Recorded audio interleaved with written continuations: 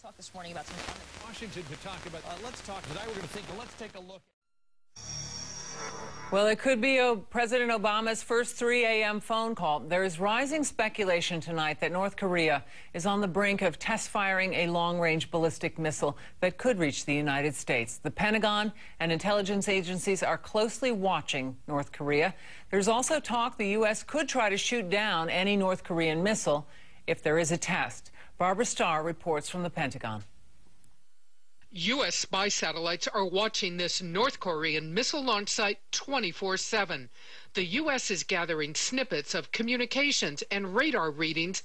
Everything U.S. officials say is now pointing to a North Korean missile launch within days. It's believed North Korea is planning to launch a Taepodong-2 missile.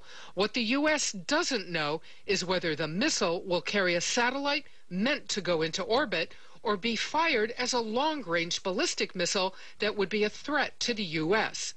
There are renewed questions about whether the U.S. military's multi-billion-dollar system of radars and interceptor missiles in Alaska and California could shoot down an incoming North Korean threat. The Pentagon's former chief weapons tester is skeptic in chief. Quite simply, the public statements made by Pentagon officials and contractors have often been at variance with the facts at hand.